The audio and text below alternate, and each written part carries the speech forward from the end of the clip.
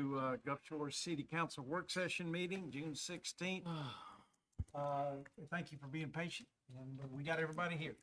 So I'll call the meeting to order and ask Councilman Garris, it's your discussion period, sir. I have nothing today, Mayor. We'll move on. Okay?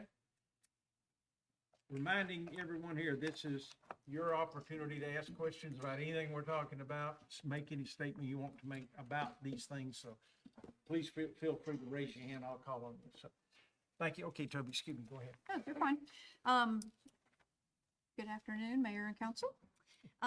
There will be a resolution prepared for next week to appoint the city clerk as the election manager to supervise the municipal election, serve as absentee election manager, and prepare and publish the voter registration list for the 2025 municipal election. And I'll be glad to answer any questions. Thank you, Toby. Council, anybody in the audience, any questions? Okay, got another? Yes, sir. The next one I'm going to have for you, I was advised that the inspector for precinct number 48 wished to have 2 other people appointed for the election. So I have 2 people that I'll be appointing at next week's council meeting to aid in the municipal election. And that is the Cultural Center location. And that is it. Any questions or comments? Anybody? Thank you, Toby. Yes, sir. Andy, Layla's out. This is yours.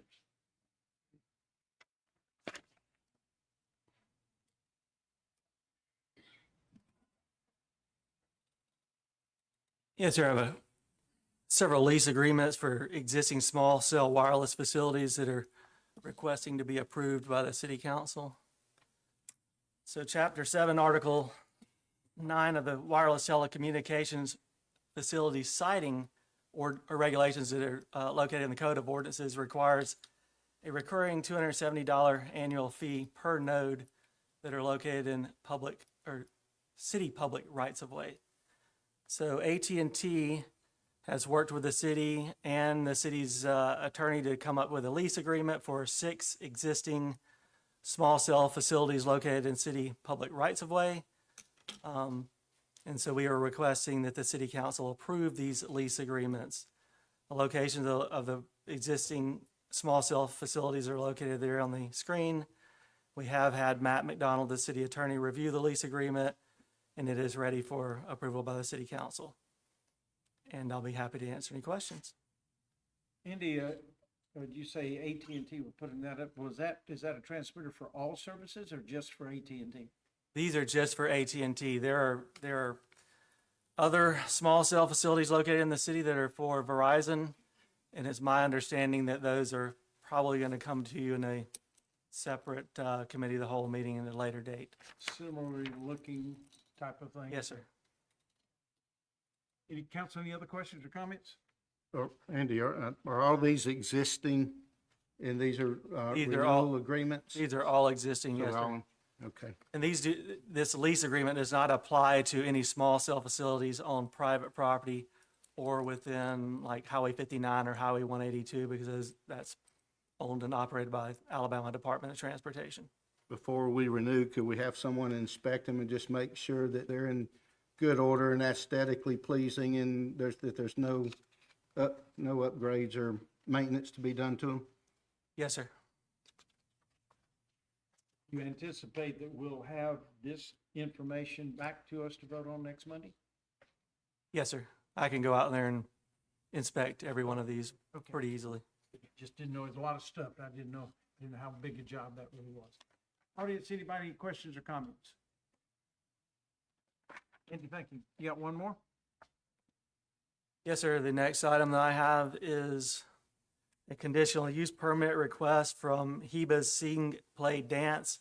It's application number ZA2509. The applicant seeks a conditional use permit for a lounge bar use to be located at Suite 210 of Pelican Place Shopping Center. As you all know, Pelican Place is located at 3800 Gulf Shores Parkway. A lounge bar use is only allowed by CUP in this zoning district. And as a reminder, this application will have to be advertised for 22 days prior to it being on a city council agenda. So it will not be on next week's agenda. It will be probably in an agenda in July. I think if all of you are familiar with Pelican Place Shopping Center, there's the location maps showing the little small dot shows the specific location of Suite 210. Here's a few photographs that were taken of the site. It's located to the interior of the development on an interior courtyard. So you see some of the photographs of the front of the building or the front of the Hebas, as well as a back parking lot and the courtyard that it fronts on. Little zoning history. This Pelican Place was originally part of the Craft Farms residential planned community, and it was the RPC, the original RPC for Craft Farms designated certain land bays as either residential high, residential low, residential medium land uses, or commercial. In this instance, this specific property is designated commercial, and the commercial uses allowed in that PUD are as permitted in the BG zoning district. The BG zoning district only allows a lounge bar use by conditional use permit. Some of the history of this application: Cohiba Dunes operated at this location from 2009 to 2022. Cohiba Dunes was licensed as a cigar bar, and the principal use was tobacco sales. In 2023 and 2024, at the request of the Revenue Department, the business license was referred to the City Council for renewal based on some issues that the police were having out there. The City Council renewed both of those licenses in accordance with specific conditions that were placed on the licenses in resolutions 6689-23 and 6790-24. In July 19th, 2024, Heba's Karaoke and Arcade Bar submitted a new business license. This business license review triggered review of the proposed use. At that point in time, it was determined that it was a new use, a lounge bar use, and of course, again, the lounge bar use is only allowed by CUP. The Planning Commission did take action or make a recommendation on this application at their May 28th meeting, and they recommended denial of the CUP at this location. So the applicant narrative: Hebas seeks to create an entertainment venue that provides a safe, fun, well-managed venue that brings something fresh to the Gulf Shores entertainment scene. They'd like to transition away from the previous tobacco bar model, focus on creating a space that caters to families earlier in the evening. One of their ideas is to start opening at 4 p.m. And from 4 p.m. to midnight, they would offer a safe, responsible, enjoyable space for families. The last call is set for 2:30 a.m., which would ensure an orderly close at 3 a.m. every night. They indicate that some of the concerns that the cities have had in the past with security and criminal activity at this location, they are addressing those with clear security policies and stricter controls by checking all IDs will be enforced to ensure and prevent underage access to alcohol. Again, the last call is at 2:30 a.m. so that they can close every night at 3 a.m. They'll also maintain a security presence to prevent any disturbances and promote a safe experience for guests in the surrounding area. In the analysis section of the report or presentation, again, this application, basically the City Council shall determine whether a lounge bar use should be allowed in Suite 210 of Pelican Place. That determination shall be based on the city's zoning ordinance, long-range plans, as well as site-specific locational design factors. So we reviewed this application versus the 14 criteria in Article 3-4 of the conditional use permit regulations. Really 3 of those criteria stood out to the city. A lot of them weren't applicable just because of the nature of this application.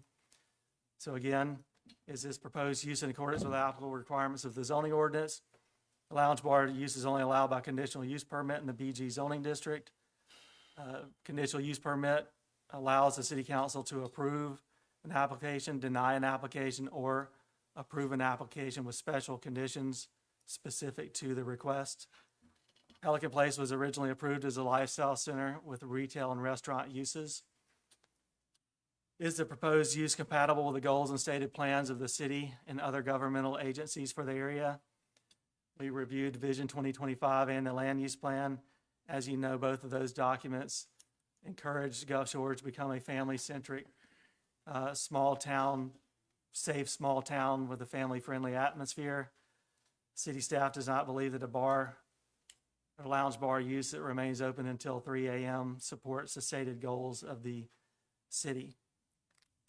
And then lastly, does the proposed use provide economic benefits, enhance the economic vitality of the surrounding area, burden city infrastructure, cause injury to the value of the surrounding property, and operate that the public health, safety, welfare, and convenience will be protected from the impacts that may be caused by the use? City staff believes that late night lounge bar uses contribute to noise pollution, require additional police services, and reduce the quality of life for those living near late night bars. So just as a reminder, the current city regulations found in the Code of Ordinances prohibit the sale of alcohol between 3 a.m. and 7 a.m., which means bar lounge uses may sell alcohol until 3 a.m. in the morning. Existing conditions, again, Pelican Place was approved as a lifestyle center with basically with retail restaurant uses. 30 of the 43 tenant spaces are filled with those types of uses. Most of the businesses at Pelican Place operate between 9 a.m. and 8 p.m. 7 of the tenants remain open after 8 p.m., with the latest tenant closing at 11 p.m. And again, Hebes has a requested closing time of 3 a.m. We also reviewed the crime prevention through environmental design standards. These are national standards that look at the physical design of a location and how it affects human behavior. So the criteria that we looked at and as it relates to Heba's request are, number one, natural surveillance. This emphasizes the importance of visibility so that legitimate users, passerbys, and law enforcement can easily observe activities. 2, natural access control. This principle aims to encourage the flow of legitimate foot traffic and discourage unwanted access, which helps discourage crime. Territorial reinforcement. Active places create a sense of ownership and caretaking over public spaces. And then maintenance and activity support. In inactive areas, physical and social disorder can accumulate, making it less desirable and less safe.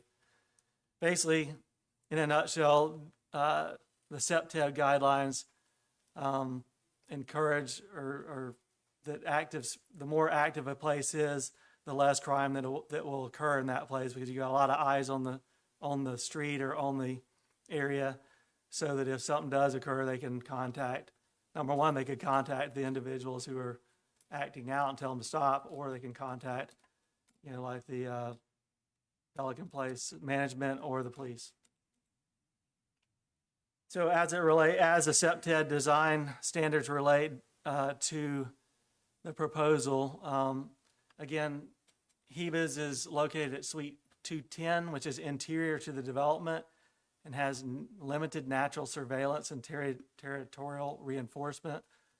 What that means is it fronts on a pedestrian courtyard with parking to the rear of the unit, has very limited viewing from vehicular traffic. This increases the likelihood of criminal activity or disorderly behavior going unobserved and unaddressed. Hebes also operates between the hours of 8, or is requesting to operate between the hours of 8 p.m. and 3 a.m. It's surrounded by businesses that are closed at that time. That limits natural access control and activity support. Of all the businesses that are fronting on the courtyard, only 3 of those businesses are currently in operation. All of those tenants in Pelican Place are closed by 11 p.m. So during a majority of the time that Hebes is requesting to be open, it will be isolated. It'll have a lack of community presence to reinforce the expected behaviors and to respond to issues. For those reasons, city staff does not believe a bar is appropriate at this location. So the recommendation is denial. We took into consideration the history of this this location. You know, in 2023 and 2024, the business license was referred to the city council for renewal by the police department due to issues stemming from late night bar activities. Late night bar lounge business plan is not compatible with the goals and stated plans of the city. Late night bar activities negatively impact communities in a variety of ways. And then using the SEPTED guidelines, again, we don't believe a bar lounge is appropriate at this location. So staff and the planning commission recommend denial of the request. And just so you know, again, this will not be on next week's agenda. It'll be on a future agenda in July. Be happy to answer any questions. Thank you, Andy. Council, questions, comments? Audience, anybody here? I don't know if anybody from Hebas is here. Yes, sir, you're welcome to come up and kind of talk to us.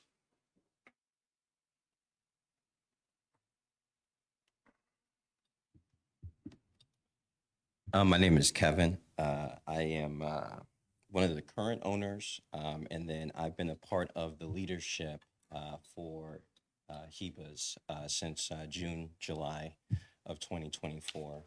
Andy, I had a couple questions for you. Was there a CUP filed for the prior business in 2008? I'd have to go back and check our records, but Is I there can a get you way- an answer on that Is one. there a way for us to find that information ourselves? I couldn't find anywhere to see that. I could check on that information for you, yes, sir. Okay. And then, now, is it common practice for the planning department to recommend one zoning category like a lounge and bar and then deny it after the applicant complies with that recommendation? So in this instance, we're not recommending a zoning change. You're applying for a CUP. The zoning is currently in place. But the CUP is part of the zoning process. Is that not correct? Yes. Okay. So the zoning, the BG zoning only allows a bar use by conditional use permit. And that's what you're applying for. The city council can approve that request, deny that request, or approve it with special conditions. But there was your guys' recommendation underneath the lounge bar category, correct? I just want to make sure that's correct. That was your guys' recommendation when we all sat down back in January.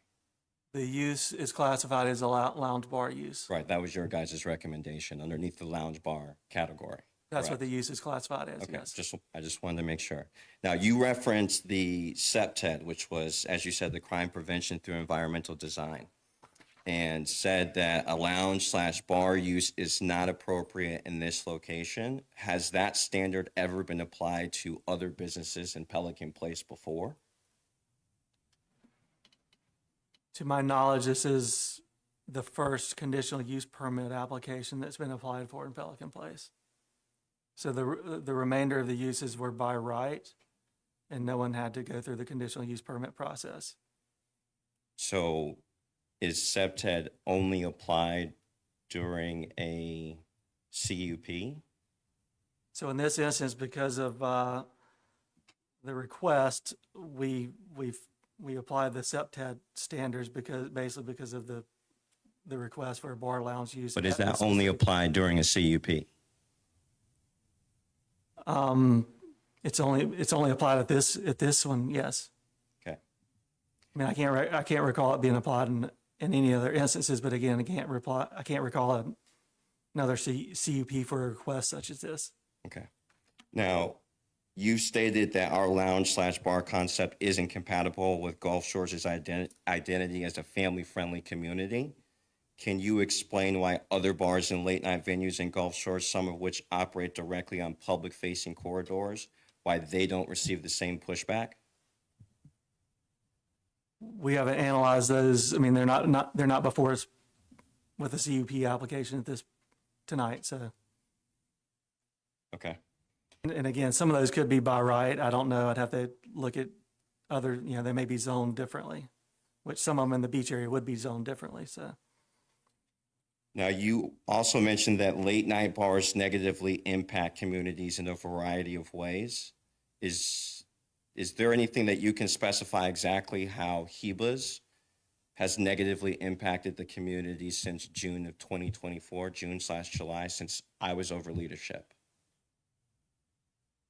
Again, I could get that, I could ask the police department for that information, but, I don't have it tonight. Okay. And then lastly, now you mentioned that the business license renewals in 2023 and 2024 were referred to city council at the request of the police department due to issues stemming from late night bar activity. Were those referrals specific to Heba's or to the business that occupied the space before we took over? Those were specific to Cohiba Dunes. Okay. Got you. All right. Thank you. I appreciate that.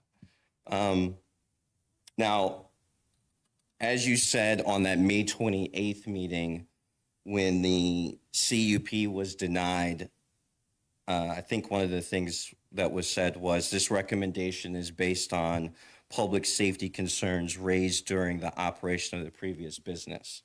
So again, not because of something that we did, but because of something someone else did before us. So I'll just say this, I know that, we'll have time to speak at the next meeting. But how do you build something new when your application is already stamped with someone else's mistakes?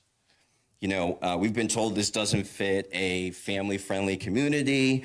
And I just don't understand how is giving young people and families a place to sing, laugh, and feel safe not family-friendly. Again, we've been doing this since June, July of 2024. And ultimately, we're trying to bring life back into a shopping center I think a lot of people forgot about.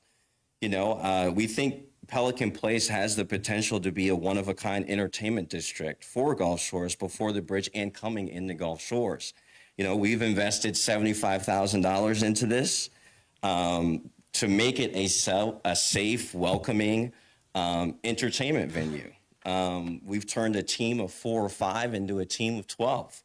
And now, after doing all of that hard work, we're being told bars cause problems.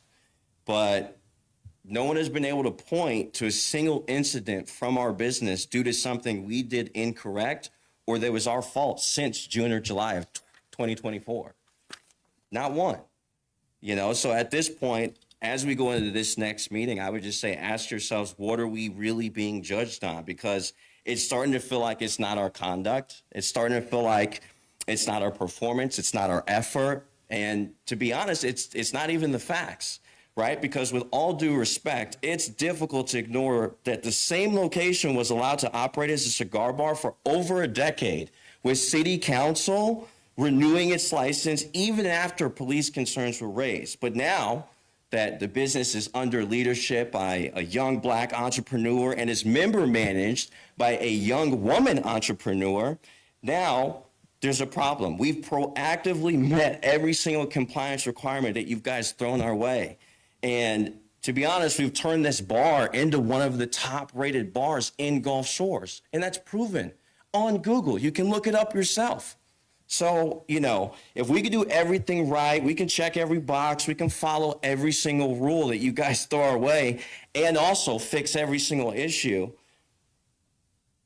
and still get denied, what does that send about the vision of Gulf Shores in terms of minority-owned small businesses? Because from where I'm standing, it doesn't feel like the door is being closed for the right reasons. It feels like the door is being closed before we are even given the chance to knock. So again, I appreciate your guys' time today. We'll be back at the next meeting and we can discuss it more then. Thank you. Thank you, sir.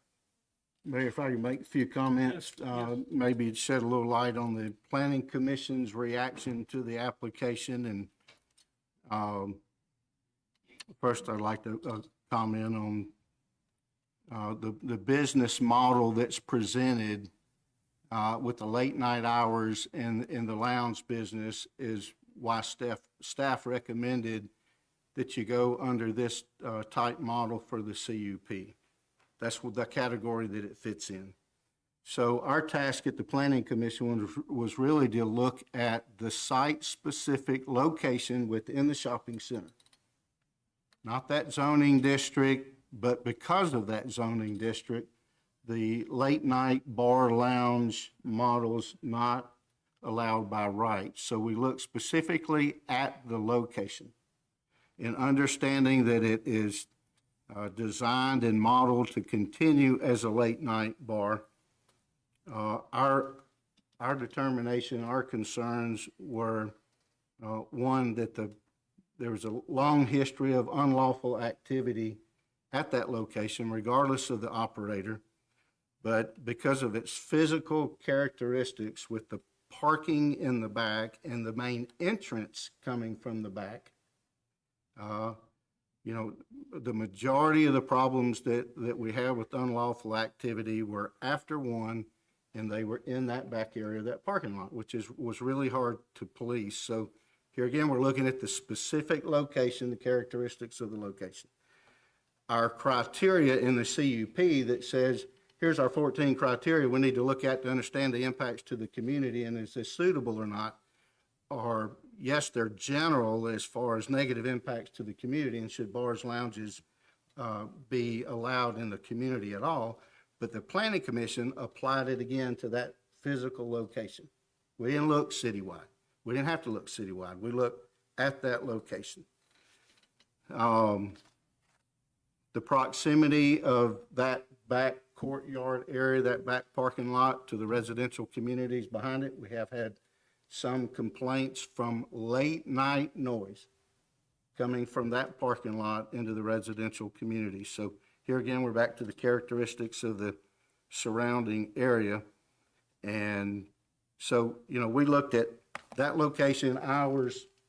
It's a difficult place to police. You don't have visibility from the street. And the problems were in the back of the location. They have no other way for entry. They have the entry on the front, but it's not really used. And so historically, it's a problematic location for late night activities. We're not looking at business license in this application. We weren't looking at conditional approvals. That wasn't our task. Our task was, does late night bar work at that location? And it was a unanimous vote for no of the members that were there. That's all I have. Thank you, folks. Anybody else? Yeah, yes, you can, but you gotta come to the microphone, please, sir.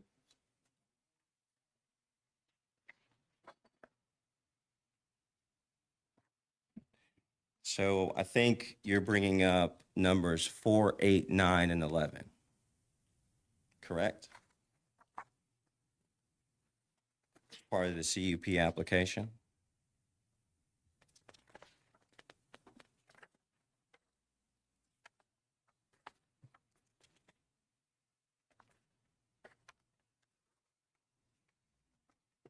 I believe those were the numbers that I referenced at the Planning Commission. Let me find them. So he probably doesn't have a zoning ordinance in front of him, so I don't know if you'll be able to find those or not.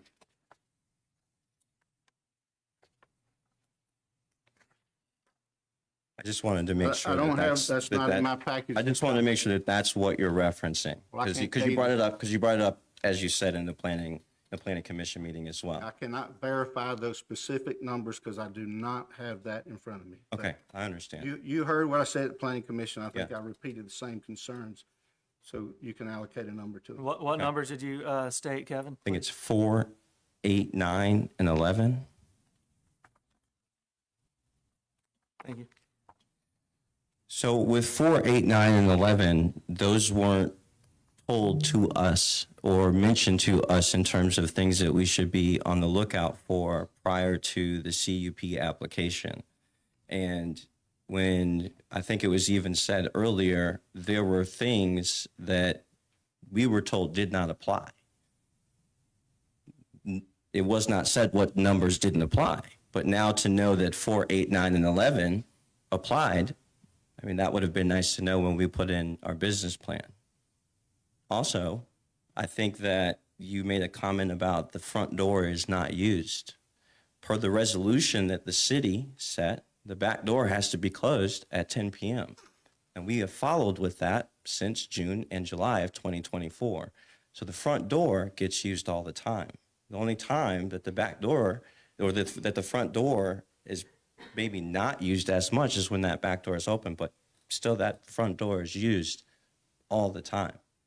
So, I think that there's a lot of misconception about where the business has been for the last year. And again, I understand all these issues that have occurred prior, but you make mention of the fact that all of these police calls. Yes, you're right. That's why we made the changes that we've made. But that's not what's being brought up. None of those things are being brought up. It's only being focused on us being a late night bar. We're really not a late night bar. Yes. I mean, are we open late? Yes, but they've always been open late. They've always been open until 3 a.m. We didn't come in and change that. We weren't told by the city that we had to change that. And now we're being denied because of it. Again, that doesn't make any sense, right? So, and we have followed everything that was in those resolutions. In the last resolution that was set by the city, it was to do last call at 2:30 and to stop serving alcohol at 2:45 and have pretty much everybody off the property at 3 a.m. And we do that. At the end of the day, that parking lot is a public parking lot.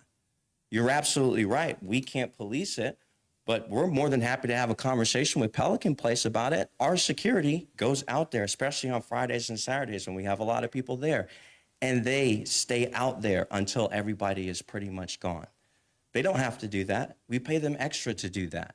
That should be Pelican Place's responsibility because they have security that's there. But security doesn't do that. Our security does. So again, I think that there's a lot of misconceptions about where this business has been for the last year. Thank you. Well, let me correct you on one thing. You have not been denied. We've not taken a vote. We won't vote until this. It'll be understand. 2 or 3 weeks till we get it back and ready to go. So you have not been denied. This is what we're discussing right now, and you make a lot of really good points for consideration. Yes, sir. I appreciate it. Thank you. Anybody want to comment on this from any other perspective, support of him or support of denial? Anybody? Thank you, sir. So the next item on the agenda, Noel?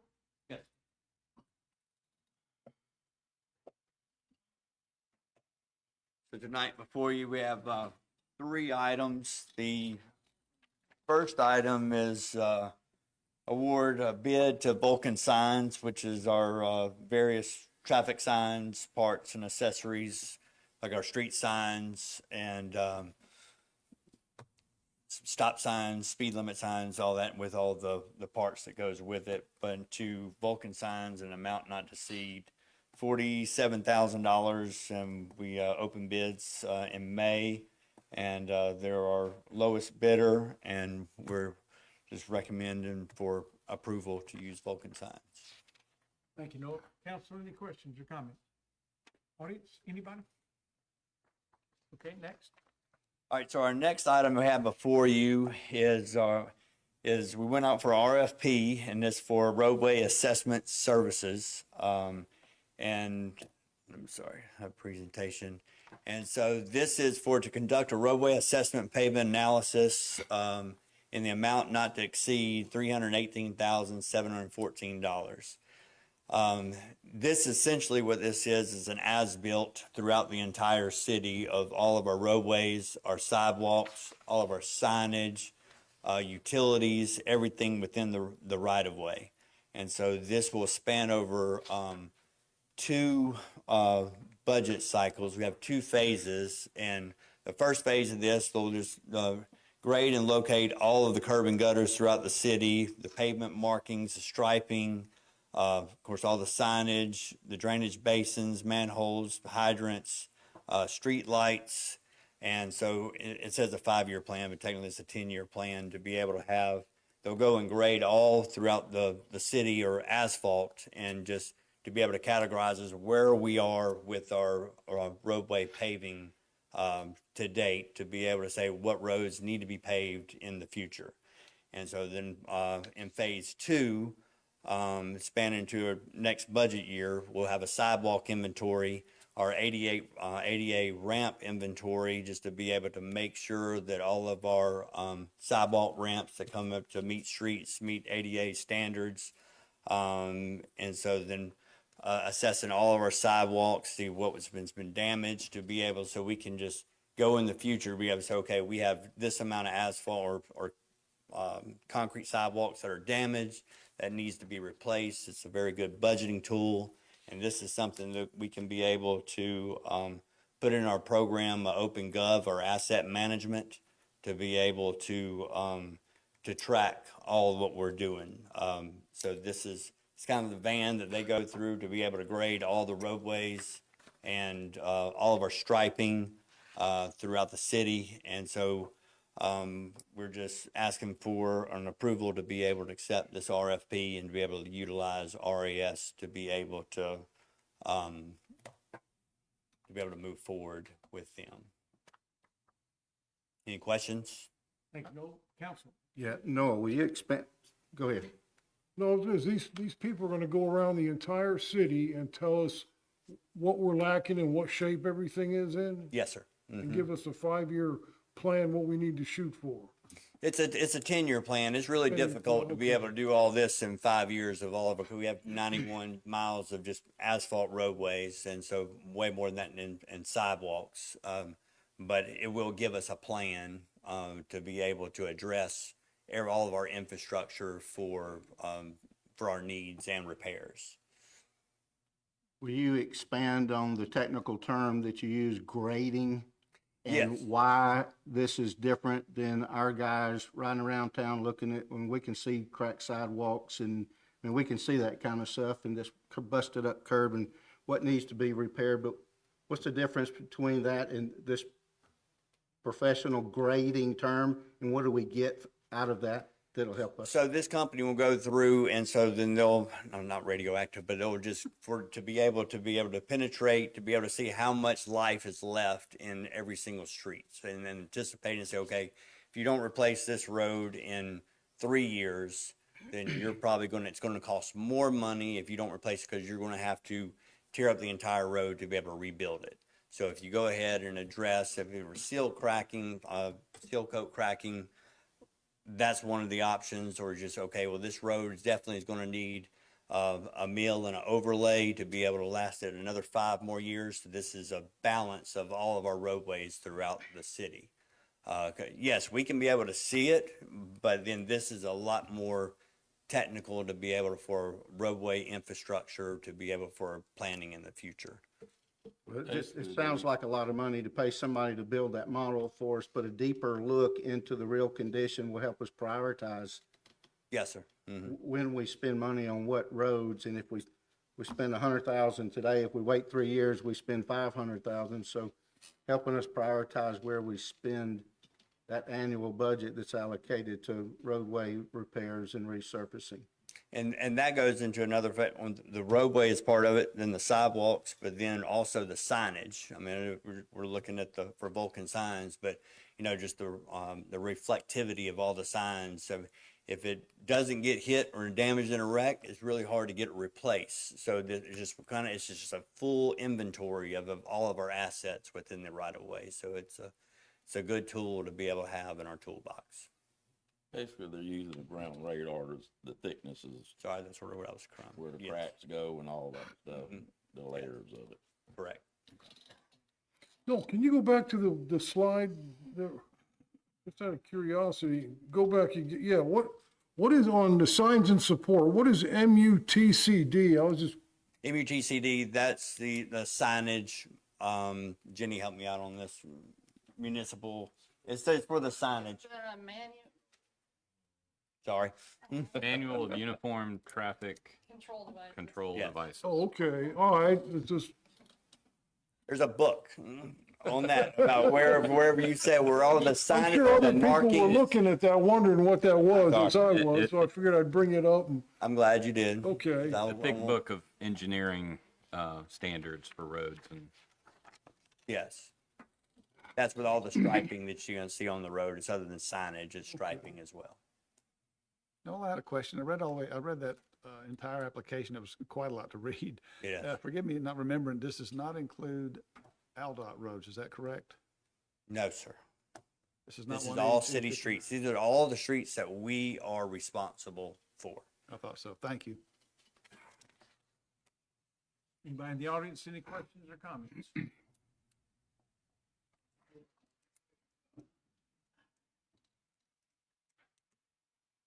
Hello. All right. My name is David Ross. I'd like to formally introduce myself. I've been with the City of Gulf Shores about 5 years now, and I serve on the Advisory Council for Department of Corrections for the Death Row, where we execute all inmates that are sentenced to death. And I was just listening to you, and I appreciate everything. And for the past, first of all, I'd like to thank the City of Gulf Shores, the council, and everybody for welcoming me into the city when I first moved here. I'd like to thank the police officers, fire department, and especially the residents that speak up to voice their opinions. So, because this whole thing we have here is a team, and if people aren't communicating with the administration, we lose focus of what's going on. And I think with the City of Gulf Shores, just real quick, we want it to continue to be safe. We see the growth of the city, and we want to keep things slowed down, and while we're also to preserve the City of Gulf Shores, I think is very important. And I just want to address, for the past 5 years, I do what's called a walkthrough, like a drive-through every morning through the city, all year round. When it's peak season, school year, and so I'm on the roads every morning, from Fort Morgan to West Beach, East Beach, through the towns. And yeah, there are definitely concerns because when things keep getting busier, and we all know that. We live here, and I just want to address, with the roadways and everything as it grows, we got to think about it's important with the walkways, the sidewalk. That's so important right now with the pedestrian bridge. We have because I'm down to Beach Boulevard, West Beach every morning, and it's getting more dangerous as like you look from 2020 when I moved here to now, and I'm having I will stop tourists and be like, psst, yeah, like right now ain't the right time to walk right here. I'm just letting y'all know because it's a little busy, or at least like have a light on you because the sun ain't out yet and you're walking around this curb, and I'm looking at the safety, and as we look at the roadways and everything, it's important to think of how we can, we got to address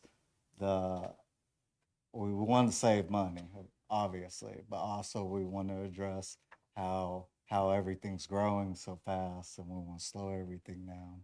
The electric bikes, people are walking, that's what they come here for, so we want to think about how, like realistically, like how we're going to grow everything right now, and keep everything safe. And I just want to, like I said, I want to thank the council members and just everybody, the residents for welcoming me in. And again, my name's David Ross. And if there's anything I can do, please just communicate with me. I want to be able to help any way I can. You know, my 9 to 5, I work at Gulf Shores Builder Supply, and the rest is volunteer work. But there's no job that's too big, and there's no job that's too small. And if I haven't introduced myself, I'd love to meet you. And that's it. I just really, I'm just communicating today because now is the time, and we got to move forward, and I appreciate everybody, and just thank y'all. Yes, Thank Ron. y'all. Thank you very much. All right, thank Any other questions for Noel on the Roadways. roadway stuff? Because you got another one, don't you? Yes, sir, I got a third one. Anybody else, any other questions or comments? Go ahead, Noel. Hold on a second. Oh, I'm sorry. Yes, ma'am. Can you, we got folks at home listening, so. Good afternoon. My name is Lori Anyuka. I'd just like to know why an analysis would cost $300,000. And I know there's some technology involved, but is that the cost? That is the cost. And so we've done comparisons before. We've done our homework with them, and we knew this was going to be the price tag with it. So with other municipalities that our sizes, and then with the infrastructure we have, that is the going price for that. Yes, Just ma'am. seemed a little high. Yes, ma'am. We agree. We agree. Okay, next. Yeah, so the next one is, we opened up bids, for miscellaneous concrete, sidewalk repairs, and we're recommending that L&K Construction LLC, to award that contract to them, and this is what repairs, sidewalks, curbing, anything that's damaged within the right of way. So just over time, heaving of sidewalks, we'll have to go and take those panels out, but this is the contractor we will call. If Gulf Shores Utilities or EMC or any other utility company damage sidewalks, this is the company that we would call to be able, but they would take the bill to whoever the responsible party is. So it's just a call that we can be able to make those repairs to the sidewalks. Is this budgeted? Yes, sir. Mm-hmm. Anybody, any questions or comments, Councilman? Anybody in the audience, any questions? Do we have to pay them a retainer, or they just bill us? They bill us on the work Just they do. according to each, whatever job it costs, okay. And we've got a list for them. Anybody else? Thanks. That's all I have. Thank you. Yes, sir. Right?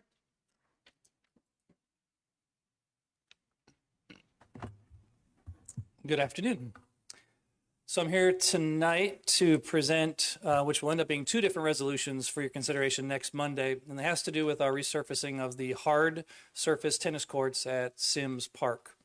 So last year, we determined that it was time to resurface the tennis courts. There's cracks and other issues with them. So we put a proposal, or asked for proposals to do what we call an economy resurfacing project. And we returned a feedback from the company and about a $54,000 to do an economy resurfacing project, which we then added to the 2025 budget. So in our current year's budget, we have $54,000 to be able to make some improvements to those tennis courts and to resurface them. Earlier this year, and Bernie's here today with our tennis program, we were made aware of a grant that the USTA, it's called the 2025 Tennis Venue Services Grant. And the grant will provide 50% of the cost to resurface tennis courts, up to $8,000 per court or $60,000 maximum. But they have specific guidelines and specific requirements which are significantly better than the economy resurfacing project that we intended on doing this year. And that includes crack repairs, overlay treatments, have to remove all the bird baths that are left, leveling high areas, reestablish courts, the 2 coats of athletic paint, all the appropriate lines, etc. So knowing that project would be significantly more costly, we put the program out for bid, and we received one response. received one response from Tarkett Sports. Tarkett Sports was the only responding bidder for the project. Their first bid came back in at $189,000. Even with the 50% from USTA and our $54,000, obviously we're significantly over budget. So when one bidder is only received, we're able to negotiate. And so we worked with Tarkett Sports. They came on site. We walked the tennis courts and we tried to work with them to see if they could reduce their price into a budget number that we could actually do the project, and they could not. So the first action we'd like to do is to have you reject formally Tarkett's bid that they put in for doing the work. Also, when you have only one bidder, you're able to then go out and speak to other companies and get their proposals. So using the same specifications, American Tennis Courts returned a proposal to us for just under $102,000 for that same job that Tarkett Sports initially bid $189,000. So our request number 2 resolution will be to authorize American Tennis Courts to perform that more robust tennis court resurfacing project in an amount not to exceed $102,000. In order for the USTA to grant us their 50% of that construction project, they have to have a signed contract in hand. So we would like the resolution to read, perform the work of $102,000 upon receipt of the USTA tennis grant. So we'll put $51,000 toward this project out of city funds, and the USTA will grant the other $51,000 to be able to have the better resurfacing project. There is a little bit of time urgency. We need to try to do this in the month of July and August because our tennis fall event starts September is when our tennis play picks back up. And we'll take 6 tennis courts out of play at a time so that there'll always be courts available for the public to play on. They'll do 6 courts, finish those, then move to the next 6 courts. So we think it's a positive. We were able to save the city almost $90,000 and get a much better resurfacing project. And working with the USTA, who uses our courts with a lot of their tournaments, it's a win-win for everybody. Be happy to answer questions. Can the contractor meet your deadline? Absolutely, yes, sir. Any other questions or comments, council? We worked with American Tennis before. I believe they have been the only contractor that we have continuously used. They have recently redone our soft courts. Yes, we've used them almost exclusively. They were the ones that bid out and were awarded the pickleball court project up at the sports complex. They're out of Mobile. I'm sure that's a big part of the reason why their fees are lower. They've got groups in the area already working, so their mobilization costs are significantly less than others. So yeah, no issue with their ability to do this job and very well. Anybody in the audience, any questions or comments? Thank you, Grant. Thank you. Jenny, you got a couple for us? Good afternoon, council and mayor. I have a couple for you this afternoon. The first is proposal to allow golf carts in the Gulf Pines and surrounding neighborhoods.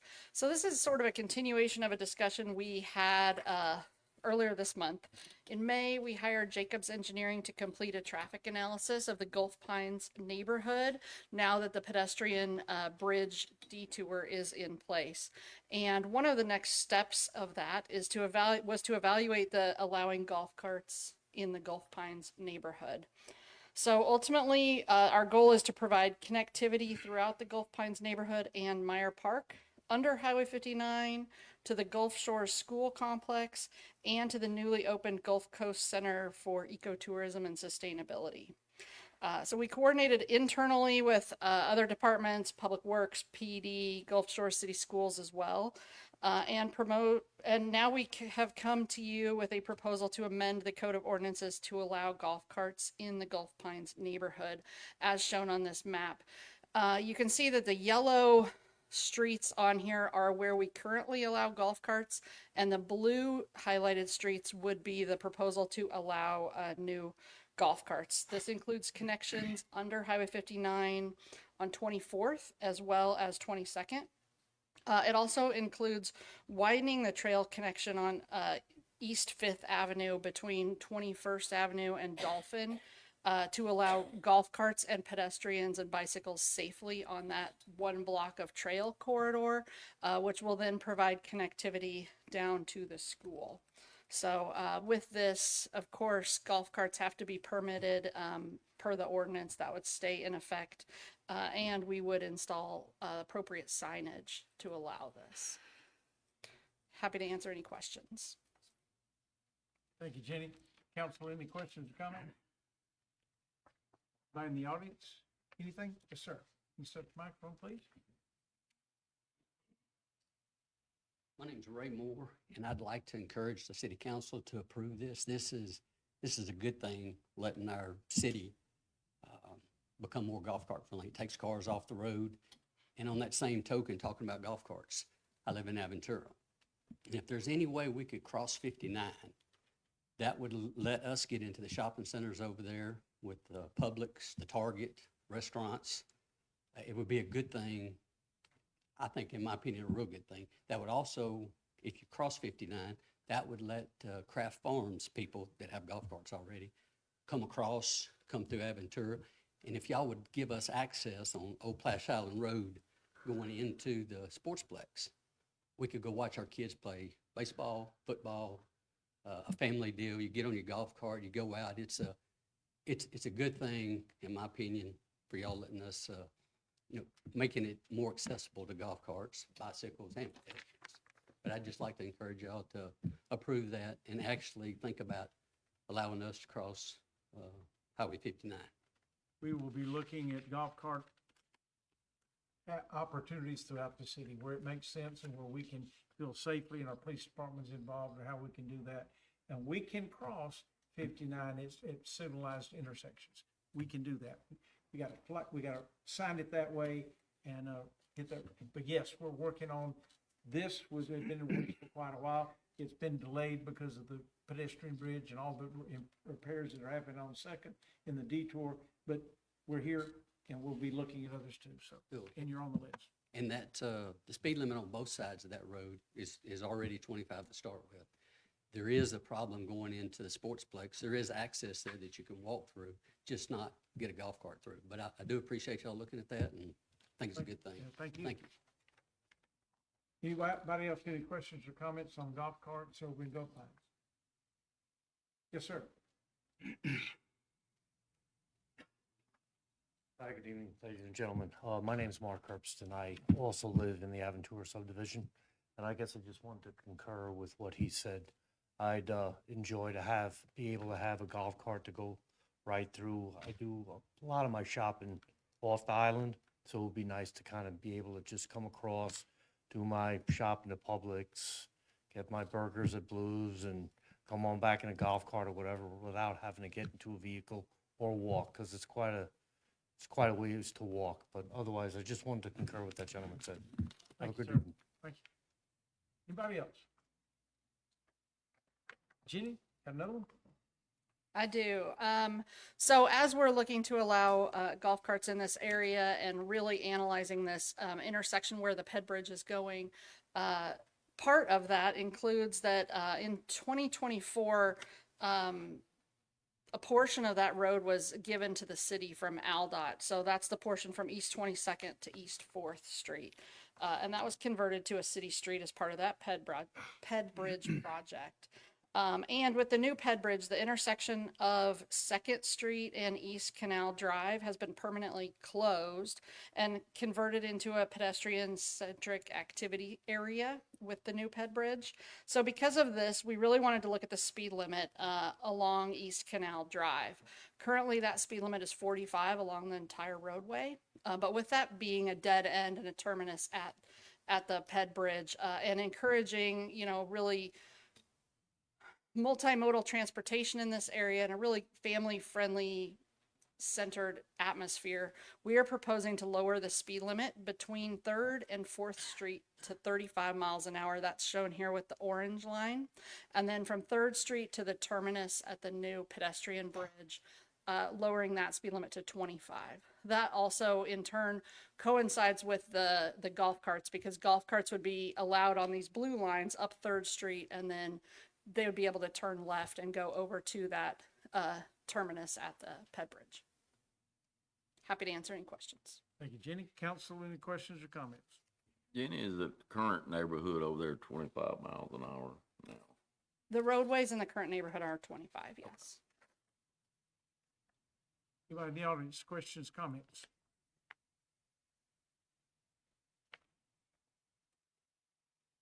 Jenny, you got one more, you got the acceptance of streets? One more. So in cleaning up all of our records, we found several roadways that had never been accepted by the city, even though their warranty periods have lapsed. So we want to get those formally within the city system. Engineering has inspected all of these roads, worked with the developers, and made necessary corrections to ensure they're up to our standards. So there are actually 5 subdivisions here that we'll run through real quick.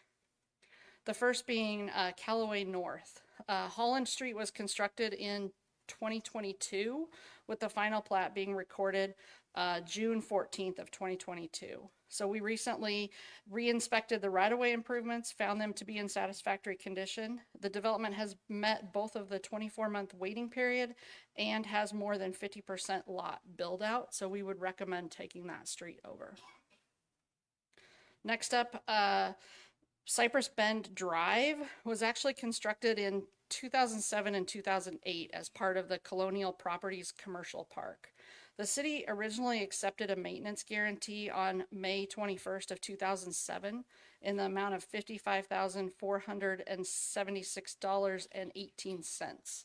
This bond was released in 2021, but the right-of-way improvements were not presented to council or accepted by council at that time. Again, engineering has gone out and recently re-inspected those right-of-ways and found them to be in satisfactory condition. And the development has obviously met that 24-month waiting period with more than 50% lot build out. So we would recommend accepting that portion of Cypress Bend Drive shown on the map. Next up is Craft Farms North Phase 4. This was constructed in 2016 with the final plat being recorded on June 16th of 2017. The city accepted a maintenance guarantee on February 15th of 2019 in the amount of $53,449.94. We recently re-inspected the right-of-way improvements, worked with the developer to get necessary corrections made, and they are in satisfactory condition. And it has met both of the 24-month waiting period with more than 50% lot build out as well. So those are the roadways shown on this in blue. Next up, we have Osprey Landing Phase 2, which was constructed in 2021 with the final plat being recorded on March 30th of 2021. The city accepted a maintenance guarantee on January 12th of 2021 in the amount of $372,513. That bond was released in 2023, but the right-of-way improvements were not presented to or accepted by City Council. So we went out and re-inspected those right-of-way improvements, found them to be in satisfactory condition, and this development has met the waiting period as well as the lot build out 50% as well. Similarly, Osprey Landing Phase 3, this was constructed in 2022 with the final plat being recorded on December 13th of 2022. City accepted a maintenance guarantee on November 2nd of 2022 in the amount of $93,990. So we have inspected both of these phases, worked with the developer, made necessary corrections. It's in good condition. And both subdivisions here in Osprey Landing have met the waiting period and have more than a 50% build out of lots. So we would recommend that the city accept all of these roadways. Jenny, thank you. Council, any questions, comments? Audience, anybody? Thank you. The last item on the agenda for next Monday, I will tell you from our mayor comments, we obviously have had quite a reaction to the Sand in the Boots Festival, and for the first time, a positive reaction. We did send out a survey and got feedback from the community. We had a town hall meeting out at the Cultural Center where we had comments in support and denial. The last year, this was the last year of the contract that we've had for 10 years. So we do not have any contract going forward. Sand in the Boots have reached out, and Hang Out Music Festival have reached out wanting us to consider something else. And we've received quite a few comments about this one's so much more positive, that the more they do more of these, the community would be appreciative and like it better. It has been had problems in the past. This one appeared to have none of that. So I've been authorized to negotiate, come up with a potential contract for us to discuss, debate, and consider as to an extension for the future, for whatever time frame we can negotiate down. Our goal is 1 or maybe 2 years to see how this works going forward. But that depends on a lot of different conditions. There's a lot of things they've got to commit to. Continuing the theme that brought the type of people that came here that was different, creating that kind of audience back again. So will they commit to do that? Is that what they're focused on doing? And then we deal with a lot of different factors that are tangible, things that they have to do different. And we got a long list of those that we believe would have to be necessary. It will be a situation where we will see if we can come to a conclusion that I think is potential, acceptable.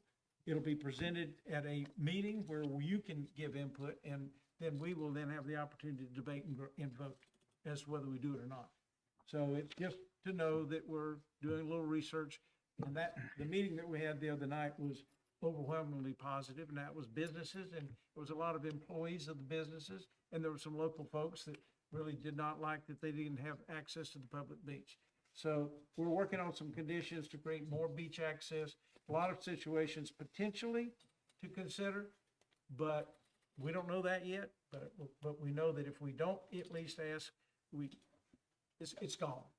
And is that the right thing to do or not? That we thought probably so, but this year was different, and it created a whole different dynamic of discussion within the community. So just wanted you to know that we're doing that. It will not go forward for a vote until we have time to get public input from the community. So just be aware, it's not coming up anytime. It's not on Monday's agenda. It's not next Monday's agenda. I don't think we can get there from there. So just be aware. It's still out. We're talking about it. We've had a lot of questions, a lot of calls about what are we doing with it after the meetings that we had. So that's just mayor update. Is there anybody here that had anything you want to talk about that wasn't on the agenda? Yes, sir. My name is Michael Wetzler. I was up here a couple of weeks ago with regards to noise, and I guess it was defined in the CUP as a noise pollution issue, potentially for Hebus.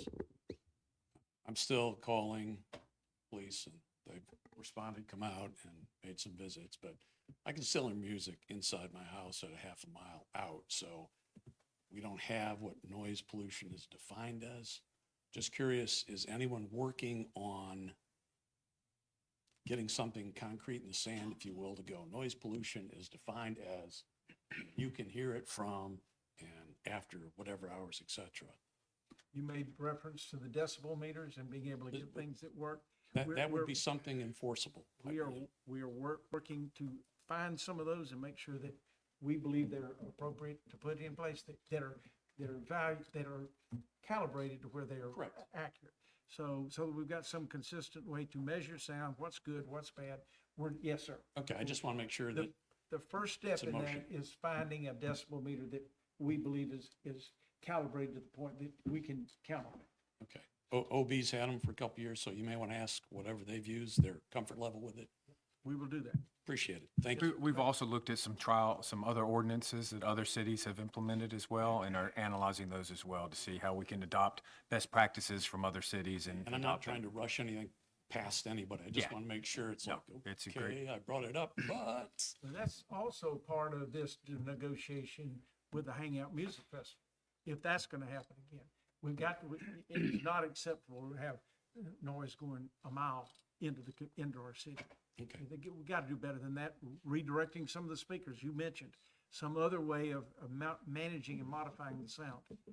It's not okay like it is. It's not okay at the music festival. It's not okay every night.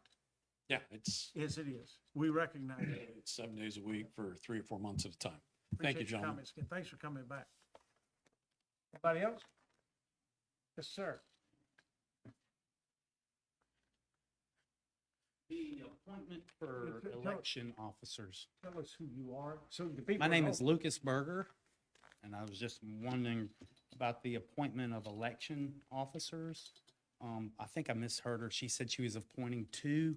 Toby said, It's called election officers. It's poll workers. okay. It's the And people that will work at the polls themselves. do we know who they are? Yes, sir. Can you tell us who they are? I'll be glad to tell you. If you want to, We'll get up later. yes, it's public information. The ones that got appointed last time, they're already on our city website under that certain resolution. This one will be public information next week when they're actually appointed as well. Yeah, you're welcome. And they've worked polls before for us, correct? Yes, sir. Most of them have, and they also, all of them will be attending a poll school put on by the county July 22nd to be certified again. Anybody else? Thank you for being here. We will do this again Monday night, and we hope you'll join us again.